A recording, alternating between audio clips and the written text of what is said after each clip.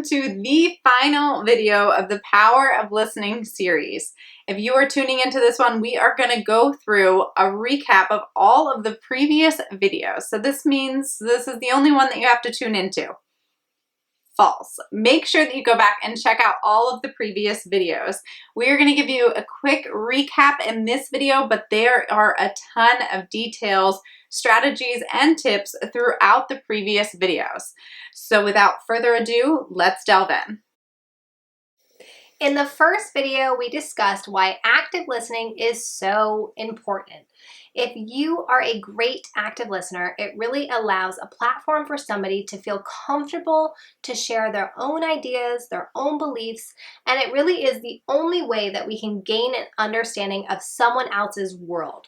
However, as humans, we suck at it. And we gave you a list of reasons why we suck at it, and these are hardwired in our brains. So, can we overcome them? Yes, we can. By lots of practice. Our brains are always going to fall into its comfort zone where we conserve energy. However, we can help our brains to expand, to become curious, to gain a better understanding. And we can rewire our brains through neuroplasticity. So we have to be aware of all the things that get in the way and how to overcome them so that we can continue to practice it. And in each of the next videos, we helped you go through those. In one of the first videos, we went over being present. Now, we all prize our ability to be able to multitask, to get lots of stuff done. We all have long lists that we are working through. But in order to be an active listener, we have to be present. This means making sure that we are scheduling the time for interactions, that when we say we are showing up to have a conversation, that we're showing up so then we're able to fully listen, even if that means literally blocking the time out in our schedule within our day. Now, that also means making sure that we're turning off distractions as well. Whatever those distractions may be, they look different for all of us. It may be letting someone know not to come into the operatory while we're having an interaction.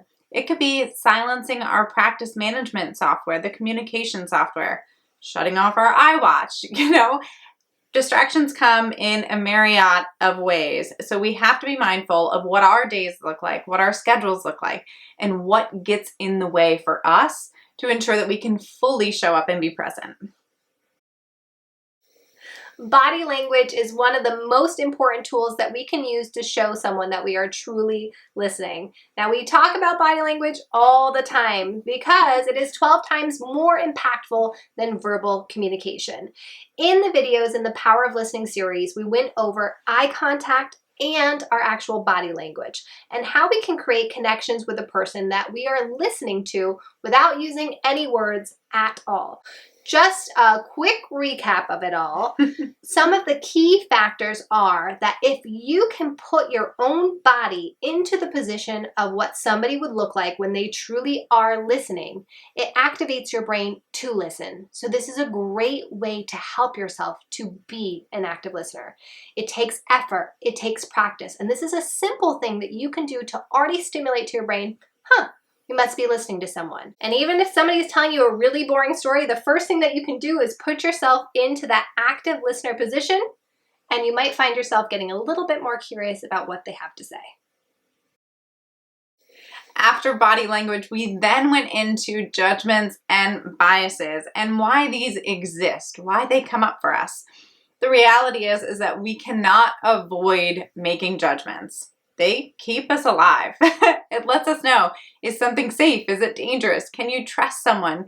Are you unable to trust somebody? Should you not trust them? Are they not looking out for your well-being?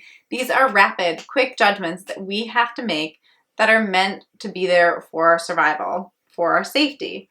However, if we bring some mindfulness to that, we are able to be aware of any biases that may exist, any quick judgments that we may be making, and allow ourselves to still listen without shutting off just because they have arisen. Now, remember, you can flip biases or you can flip judgments to the positive. If you don't know what I'm talking about, make sure that you go back and watch that video. Curiosity is one of the best things to fully activate our brains and get curious about the person in front of us.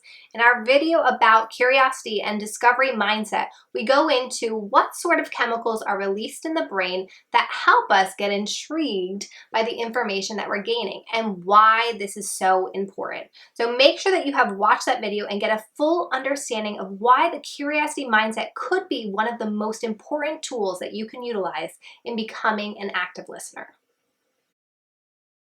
In the final 2 videos, we went through listening to understand and asking questions to better understand. The whole purpose of these interactions is the person that is sitting next to us. It's the person that we're interacting with, ensuring that they have a platform to be able to explore their own ideas, to be able to share with us, and to know that we are not judging them, but that we're respecting their perspective and what it is that they're sharing. In those final 2 videos, we made sure that we went through and gave you some great options for questions that you can ask. The reality is that sometimes being an active listener requires us to also ask good probing questions that allows that person to delve a little bit deeper and share some more of their ideas.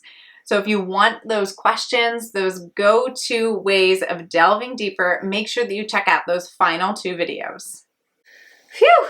Who knew it was so much work just to listen? We're trying to be active listeners and you have gone this far. Now it's gonna take practice. And I promise, the more that you practice these skills, the easier it will become. And you will still have slip-ups, but the best part is acknowledging those and helping yourself to overcome the obstacles that get in the way naturally. So make sure that you watch every single one of these videos and that you understand the steps it takes to be a great active listener, and just keep practicing.